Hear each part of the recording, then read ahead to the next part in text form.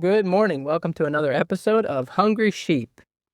So, today I am brought to the position of having to face the facts. These facts have kind of been staring at me straight in the face since the beginning of this study of the book of Revelation, but now I have to face them. Basically, I started where most people start reading and studying the book of Revelation. If you read through the book of Revelation, starting in the first chapter, it appears to be chronological.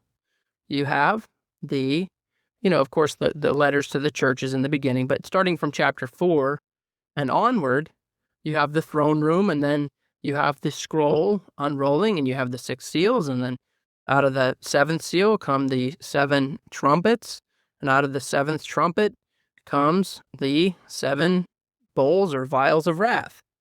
And it just seems like everything flows chronologically. Now, so I approached it with that assumption. I didn't really question that.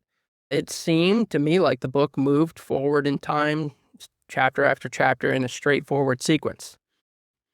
It wasn't really something I ever really proved.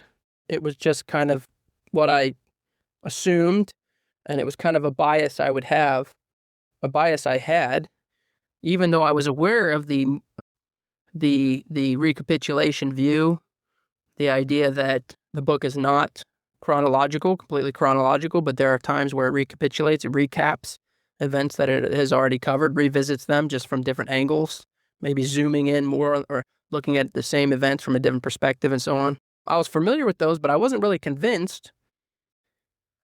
And I really thought my early kind of model was that chapters 1 through 11 at least run in order chronologically. And I did recognize that chapter 12 seems very different than the chapters leading up to it. A lot of people say the book is divided into 2 halves, and chapter 12 divides those 2. But I thought, whatever happens in 13 and onward, I really had an idea in my mind that chapters 1 through 11 of Revelation were all one chronological, telling of what happens in the end times. That everything was in time sequence. So I had that kind of vague but persistent idea of 1 through 11 at least. I was aware of chapter 13 and its description of what I've always believed is the Great Tribulation.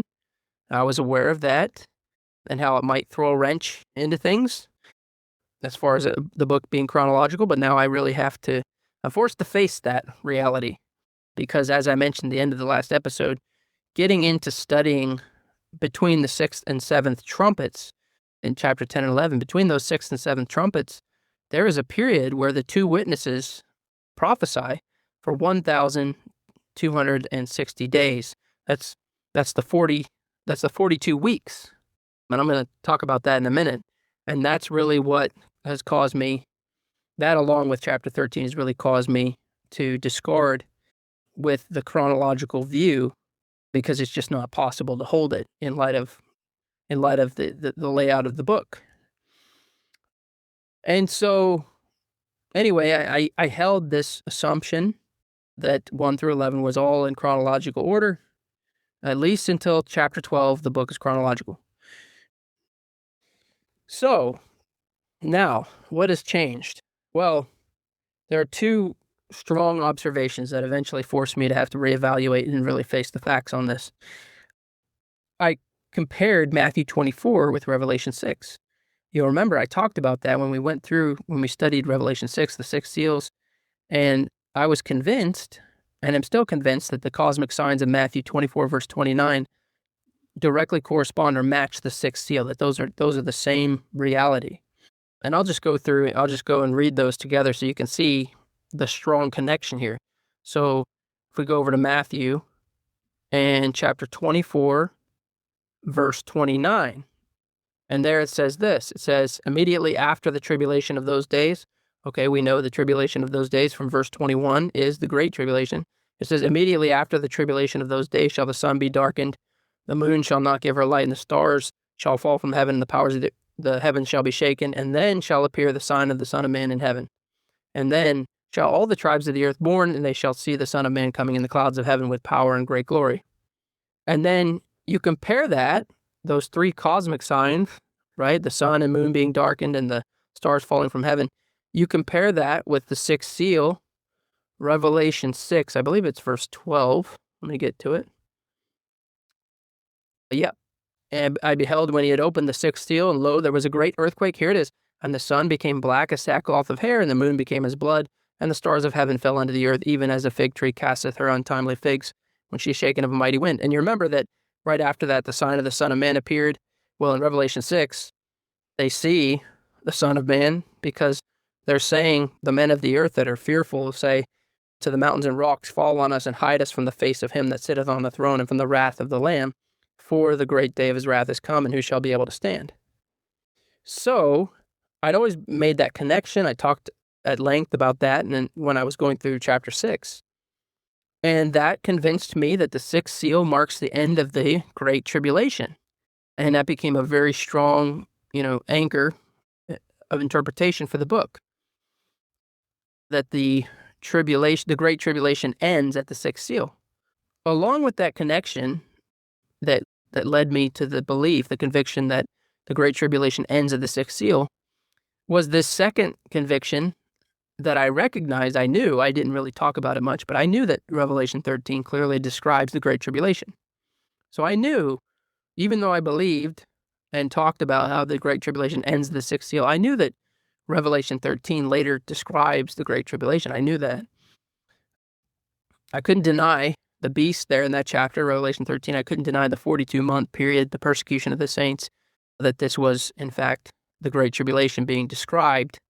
I was convinced of that. And so I held these two truths, that the Great Tribulation ended in Revelation 6, the sixth seal, and that the Great Tribulation is described later in Revelation 13. I held those two truths, which, of course, they don't fit strictly chronologically, and that's the reality I'm having to face here. Because if the Great Tribulation ends with the sixth seal of Revelation 6, then if the book is only chronological, if everything's in time order, you should never see the Great Tribulation again. I mean, it's mentioned again, right? We talked about Revelation 7, 9, and 14, the great innumerable multitude that's said to come out of the Great Tribulation, and that really lended more support to the idea that the Great Tribulation was over at that point. But if Revelation 6 and the sixth seal, if the sixth seal is the end of the tribulation, because of those cosmic signs, Jesus says they happen immediately after the Great Tribulation, then if the book is chronological, you should not see the Great Tribulation described again. And I knew I was going to have to face this. I had these kind of thoughts in my head, but again, I was kind of not facing that reality because I knew that chapter 12, it seemed like chapter 12, something changed in chapter 12. And so I was convinced that at least 1 through 11 was one chronological block, and then I would have to figure out about Revelation 13, how that works. But I guess I just didn't face the reality that I was already aware that there's at least some recapping, some recapitulation in the book. But now I have to face these things and adjust my overall view of the book.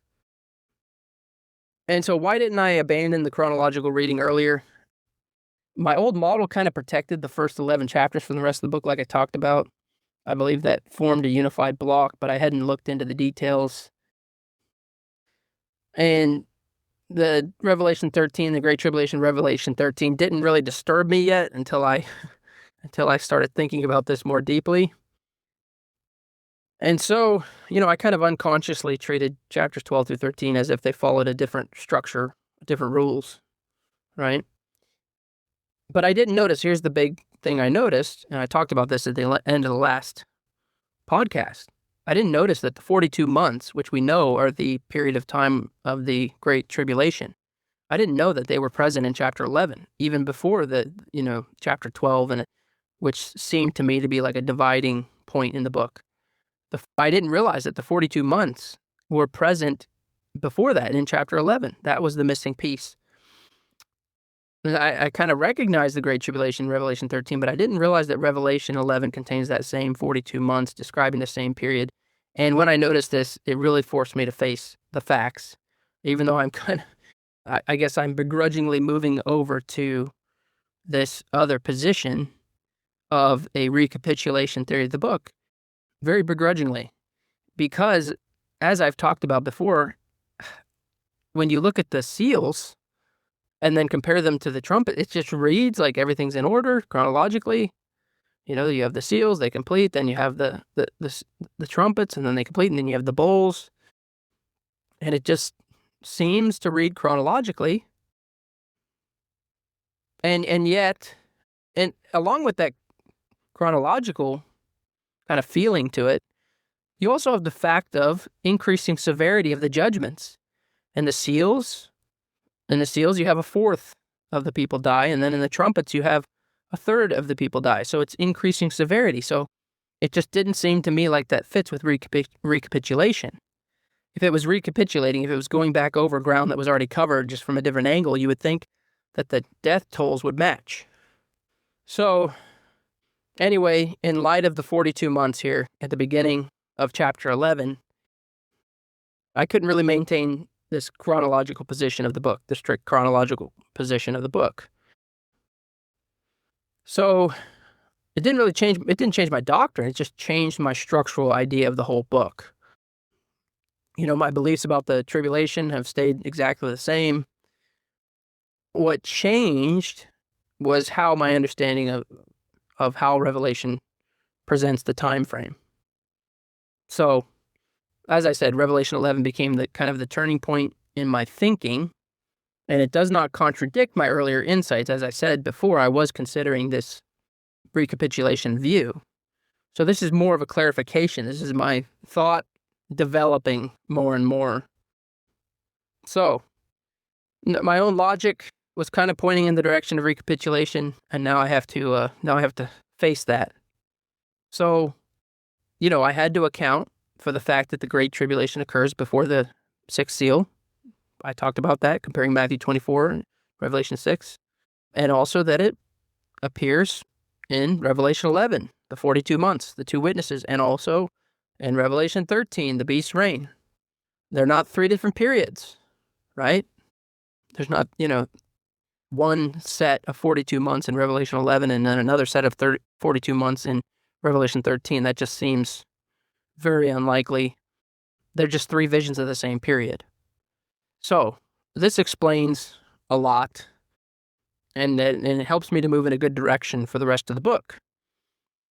It does make more sense of the repeated end scenes in the seals, the trumpets, and the bowls. I've talked about how, the end of the seals, the sixth seal, really seems like there's a lot of finality to that. Then you get to the seventh trumpet, it seems like it's over. I mean, the kingdoms of this world have become the kingdoms of our God and His Christ. It seems like everything's a wrap, but then you have the bowls, and that explains it seems like repetition.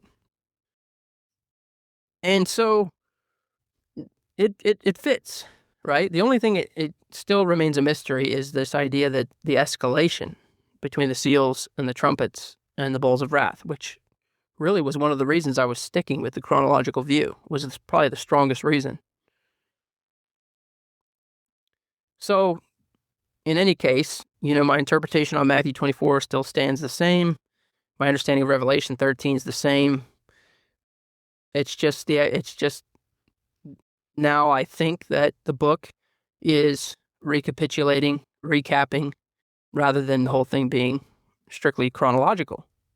So it's not a contradiction, it's just growth, me growing in understanding the book, which I talked about earlier, that this may happen, and indeed it has. My position before, as far as looking at the book purely chronologically, that was just a starting point. And I think it's where we should begin until we have strong evidence to the contrary, which is now what I'm seeing. So that's where I'm at. That's where I'm at right now. So, and last time I did talk about Daniel chapter 12, and this is really what got me started on this whole looking into this period of the 1,260 days, was just looking very carefully at Daniel 12. And I started to see the same kind of issue there, because if you look at that first verse of Daniel 12, so Daniel 12 verse 1, it talks about a time of trouble that had never happened. There's never been that great of a time of trouble since the beginning of the world, right? Very similar language to Matthew 24, 21, when Jesus talks about the Great Tribulation, such as was never, right, and nor shall ever be. Okay, we know that's the Great Tribulation, Matthew 24:21. It's very similar language if I read Daniel 12:1. Let me just read it. It says, "At that time shall Michael stand up, the great prince, which standeth for the children of thy people. And there shall be a time of trouble, such as never was since there was a nation, even to that same time. And at that time thy people shall be delivered, every one that shall be found written in the book. And many of them that sleep in the dust of the earth shall awake, some to everlasting life, and some to shame and everlasting contempt." Now, I want to point out something here, where it talks about this time of trouble, which has to be the Great Tribulation, because there's no, there never was a time as great of tribulation as the Great Tribulation that Jesus describes in Matthew 24:21, and there's not going to be any greater after it, so this has to be it. This has to be the Great Tribulation. The interesting thing is that if you look back at the end of Revelation 11, the Antichrist system has already ended by the end of Revelation 11. And so you look at Revelation 11, Revelation 11:31, the abomination of desolation is set up. I'm sorry, I meant Daniel. You look back at Daniel 11, okay, preceding Daniel 12:1, where it talks about the Great Tribulation. Look back at Daniel 11. Daniel 11:31, the abomination of desolation is set up. Daniel 11:32, those who do wickedly against the covenant are corrupted. Daniel 11:33, they that understand will instruct many, yet they shall fall by the sword and by flame and by captivity and by spoil many days. And he's clearly talking about the Antichrist. You go to 36, it says, "The king shall do according to his will." It says, "He shall exalt himself and magnify himself above every god, and shall speak marvelous things against the God of gods, and shall prosper till the indignation be accomplished." So clearly, this is the Antichrist. That matches the language of self-magnification. We saw that back in Daniel chapter 8. But the last verse, Daniel 11:45, it tells us about the end of Antichrist. It says, "He shall plant the tabernacles of his palace between the seas and the glorious holy mountain, and yet he shall come to his end, and none shall help him." So it's the end of Antichrist at the end of chapter 11. And yet, chapter 12, you have a description of the Great Tribulation. And then you go down further, and it's even more clear that it's the same Great Tribulation. Because it says, if you go down further in Daniel 12:5, and 5-7, there's a voice. One said to the man clothed with linen, which was upon the waters of the river, who was apparently an angel, he says, "How long shall it be till the end of these wonders?" And he says, "I heard the man clothed in linen, which was upon the waters of the river, when he held up his right hand and his left hand unto heaven, and swore by him that liveth forever. And it says that it shall be for a time and times and half." So that's the time and times and half a time that is described in Revelation as being the same period as the 42 months. If you want to look at the exact reference, it's in Revelation chapter 12. Okay, if you go to Revelation 12, just to prove here, I just want to prove beyond a shadow of a doubt that time and times and half a time is the 42 months, the 1,260 days of the Great Tribulation. Because it says it in Revelation 12:6, the woman who represents God's people, she fled into the wilderness where she hath a place prepared of God, that they should feed her there 1,260 days. There's the 1,260 days. That's the 42. That's the 42 months. And then there's a parallel. If you go down to 12, what is it? Here it is, 12:14. To the woman were given 2 wings of a great eagle, that she might fly into the wilderness, into her place, where she is nourished for a time and times and half a time from the face of the serpent. So there you have it. Time and times and half a time is the same as the 42 months, the same 1,260 days that is mentioned in chapter 11, the time of the 2 witnesses, witnessing during the beast kingdom, the time where the people of God are nourished and hidden away in the wilderness in chapter 12, and the time of the Antichrist making war, the first beast of Revelation 13 making war against the saints. So it's talking about the Great Tribulation, this 1,260 days, or a time and times and half a time. And so that's what Daniel 12 is talking about. It's just interesting that at the end of Daniel 11, you have the end of Antichrist, but then it appears to be a recapitulation in chapter 12 of the Antichrist going to war against God's people. So again, you have these things, and that's really what got me thinking about the recapitulation theory, because you see it seems like that's what's going on in Daniel 12, and then sure enough, it seems like that's what's going on in Revelation.